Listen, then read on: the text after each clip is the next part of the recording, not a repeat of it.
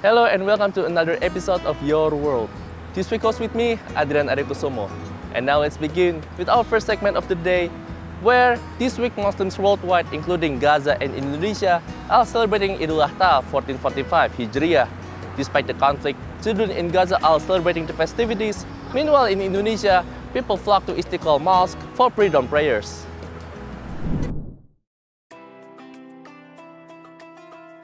Footage from Idul Adha celebration in Al-Wusta Governorate and Deir al-Balah highlights the stark absence of many traditional customs and rituals usually associated with the holiday. Despite these challenges, children in the area showed remarkable resilience, making every effort to enjoy the limited humanitarian ceasefire declared by occupying forces during the Idul period. In their bid to capture some resemblance of the festivity spirits, children took the streets, engaging in play with the few special games available within their camp. Their determination to find joy and normalcy amidst the difficulties was evident, as they tried to celebrate Idul Adha to their best abilities, bringing a moment of light to a challenging situation.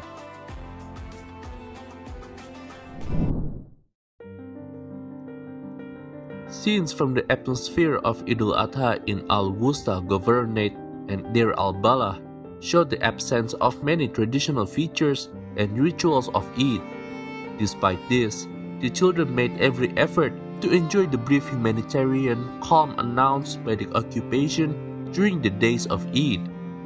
They went out into the streets and played with the few special games available in the camp area, trying to capture the festivity spirits. Children held signs with messages like "We ask to free people of the world to restore our education and stand with us, and peace be upon the souls of the children of Gaza. Happy New Year to the children of Gaza on the occasion of Idul Adha." The footage captures Idul atmosphere amid the ongoing challenges.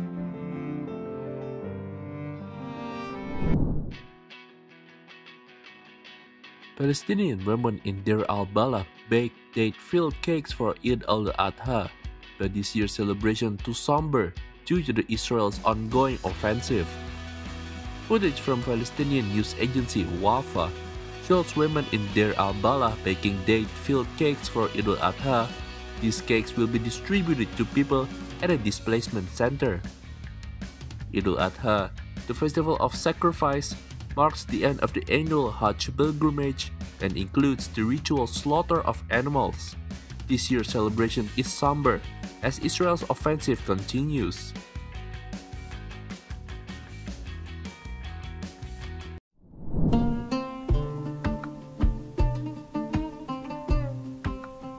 The Eid al-Adha prayer at Istiqlal Mosque started around 7 a.m., led by Grand Imam of Istiqlal Mosque, Martomo Malaing, while the sermon was delivered by Amin Suyitno.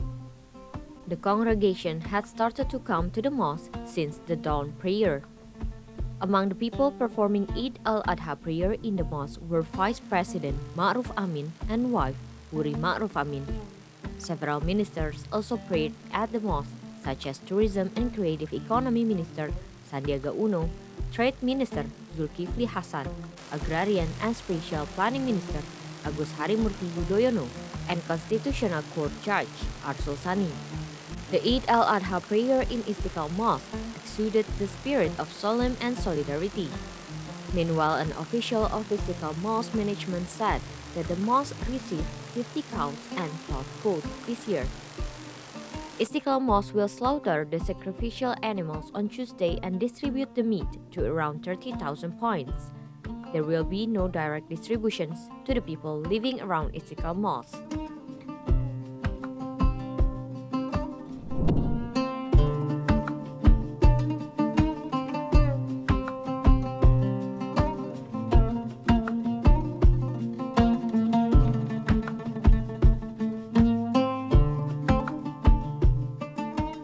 Satu keluarga dari Lampung, ya kan, alhamdulillah bisa ya, di Istiqlal kali ini kita ibadah dengan khusyuknya, ya kan.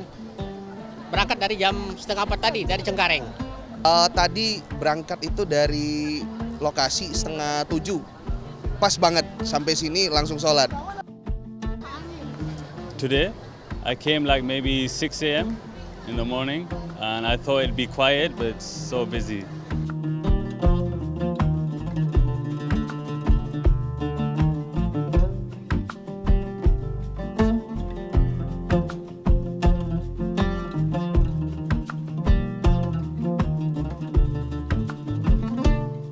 Alhamdulillah merasa khusyuk, menikmati sekali ini masjid ini. Ya, dari tahun ke tahun kita sering kemari untuk satu keluarga. Wah, luar biasa sih, rame banget ini ya. Bahkan dari mancanegara juga banyak gitu. Tadi di dalam banyak tuh teman-teman yang foto sama orang-orang dari mancanegara ya. Okay, I just experienced like the family bonding. Everybody's happy, smiling, and really having a good time together.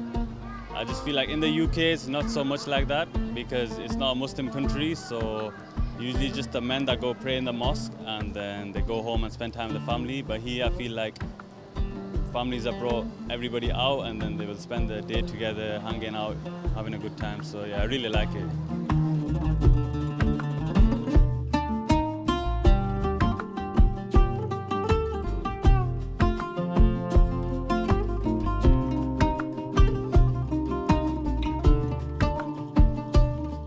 Ya kita sih alhamdulillah banget ya, gitu ya. Merasa berkah gitu aja, gitu aja.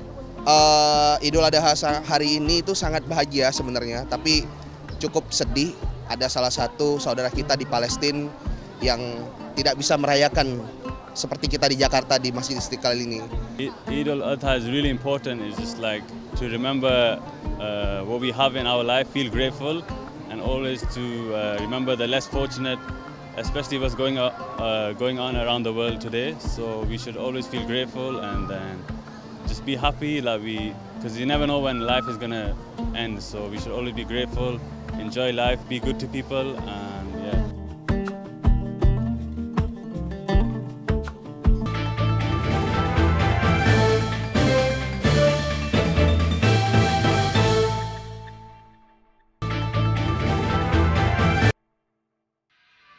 And now we have stories from home, Jakarta. To celebrate Jakarta 497th anniversary, Jakarta Fair at Kemayoran, Jakarta, officially opened by President Joko Widodo. Let's have a look. Jakarta Fair, also known as Pekan Raya Jakarta, is an exhibition initiated by a local exhibition organizer, Jakarta International Expo, every year, as one of the most famous tourist attractions in the city of Jakarta. On Wednesday, President Joko Widodo, alongside acting Jakarta Governor Heru Budi Hartono, officiated the opening of the exhibition at the Jaya Expo in Kemayoran, Central Jakarta. In his speech, President Jokowi extended his appreciation towards Jakarta Fair, which had reached its 55 years of age. Jokowi said the people in Greater Jakarta have always been waiting for Jakarta Fair in Kemayoran. In fact, a lot of people from other regions in Indonesia also visited the expo to enjoy the vibe of festivity.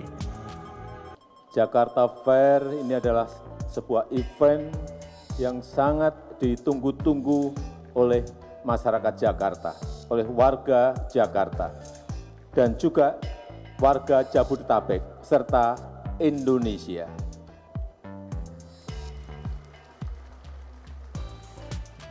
Karena di sini, di Jakarta Fair, di Pekan Raya Jakarta ini, masyarakat bisa mendapatkan hiburan dan juga belanja dengan harga yang terjangkau. Secara resmi saya buka Jakarta Fair Kemayoran tahun 2024.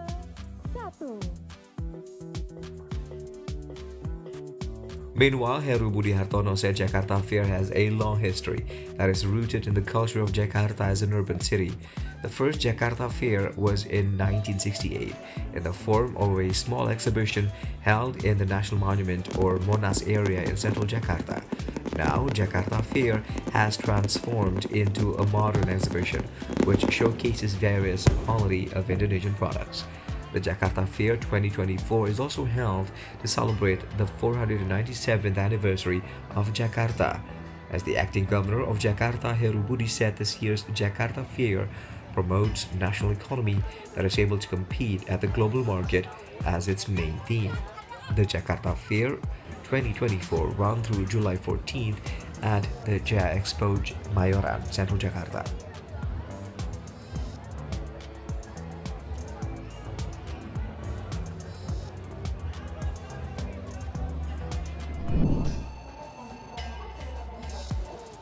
The annual event, said to be the largest exhibition in Southeast Asia, is held to commemorate the 497th anniversary of Jakarta. Held at the G-Expo Kemayoran Fairground in North Jakarta, the exhibition will open for 33 days until July 14th. Thousands of people from within and outside the capital usually visit the annual exhibition, not only to see a wide range of products and commodities displayed by both local and international companies, but also to enjoy musical performances.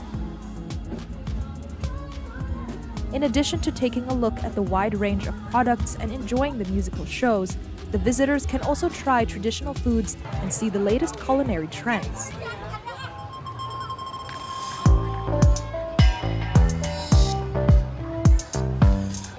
Vendors usually offer a special discount for their products during the exhibition.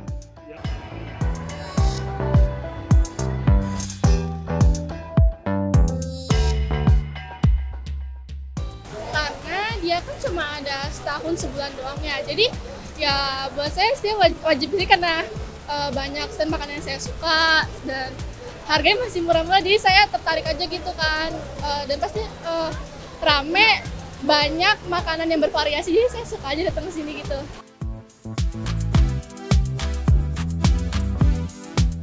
Tiap tahun makin bagus sih, saya dari sini waktu saya dari SD udah pernah, sampai sekarang SMA masih sering kesini juga gitu. Pokoknya tiap tahun nggak pernah absen sih.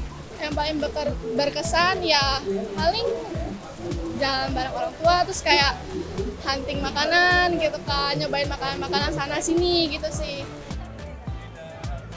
In 2023, the Jakarta Fair was joined by 2,500 businesses consisting of small and medium companies, large corporations, and state-owned enterprises. At the time, business transactions made during the exhibition reached a total of 7.3 trillion rupiah, or about $448 million US dollars.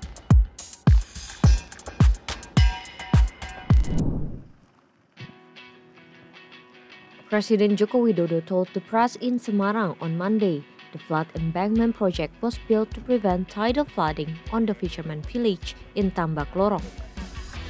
The project cost 386 billion rupiah, or about $23.4 million US dollar, including a resettlement of the local fisherman village. Jokowi said the project construction has reached 85% of its target and is expected to be completed in August this year. The president hopes that if the project is effective in solving flooding problem in the area, the government will replicate such project in other regions. Also on Monday, Public Works and Public Housing Minister Basuki Hadi Mulyono said that Semarang is one of the cities on the northern coast of Java that suffers from land subsidence and tidal flooding. Aside from flood embankment, he said the cities will need to build boulders to make flood management more effective.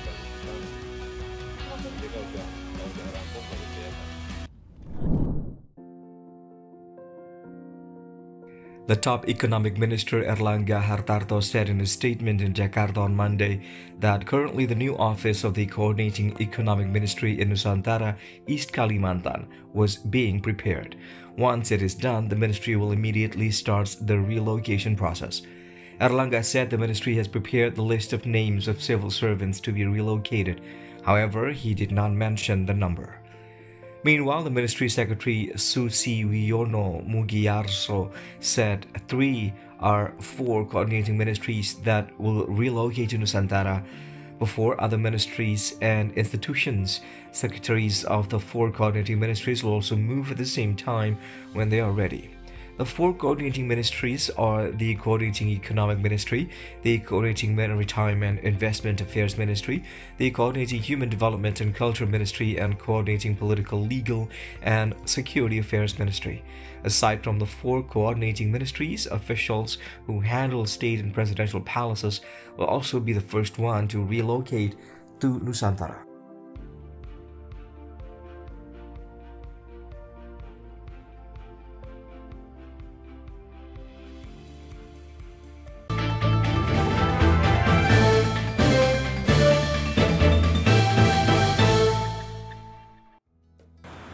And now we will continue with more interesting stories from around the world. The South Korean government plans to start a K-culture trainee visa program this year.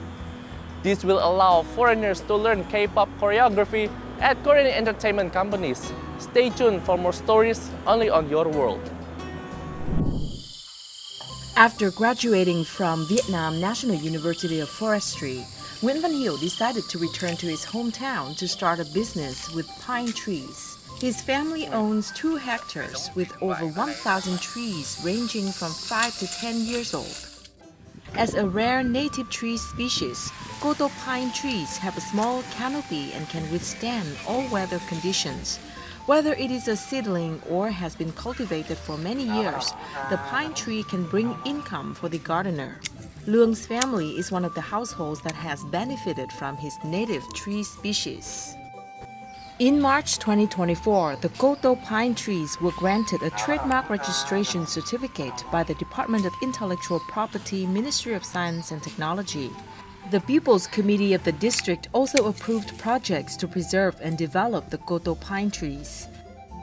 Currently, the Koto Pine Association has more than 30 members with a number of pine gardens built by members growing thousands of trees. This precious tree species is starting to become a unique souvenir product only available to Koto Island.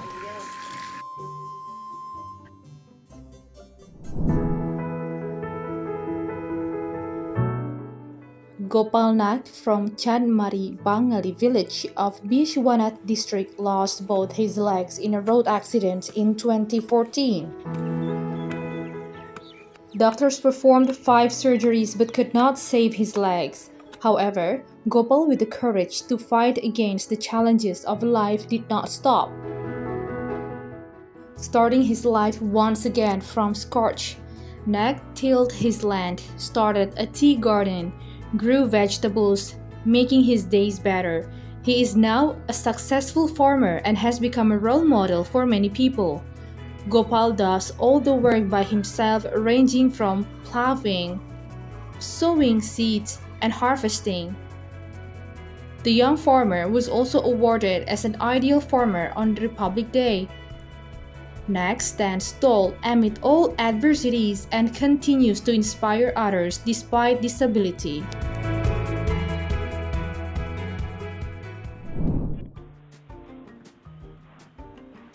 A wild giant panda was recently captured on live camera at the Baime Conservation Zone of the Giant Panda National Park in the northwest China's Gansu province.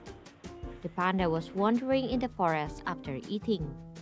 Some 100 wild giant pandas are estimated to live in the Gansu section of the Giant Panda National Park.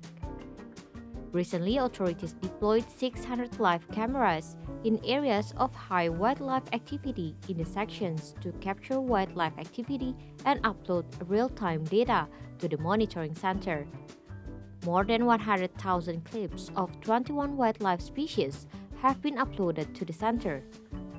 The population of giant pandas in the wild in China is currently around 1,900, rising from about 1,100 in the 1980s. The country's National Forestry and Grassland Administration said earlier this year. The significant increase is largely due to China's intensified protection efforts.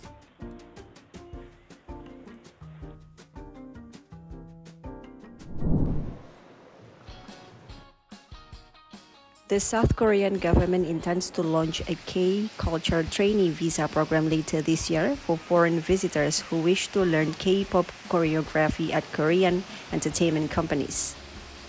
This is a souvenir shop run by an entertainment agency in Seoul. It is packed with foreign tourists even on a weekday morning. Last year, 1 out of 3 foreign tourists said that they came to Korea for Korean culture, including K-pop. With this trend, more younger foreign tourists are coming to Korea in smaller groups or on individual trips. The Korean government has come up with measures tailored for their needs, from visa program to tours. The government also plans to expand cultural experience programs that appeal to young tourists, such as on-the-spot photo printing or personal color analysis. It will also introduce unlimited short-term public transport passes foreigners can use throughout their stay. But some say that more measures are needed to encourage foreign tourists to visit provincial regions, as the cultural spots are mostly located in Seoul. There also needs to be continued crackdowns on unfair business practices preying on foreign tourists, like overcharging. There also need to be continued crackdowns on unfair business practices preying on foreign tourists, like overcharging.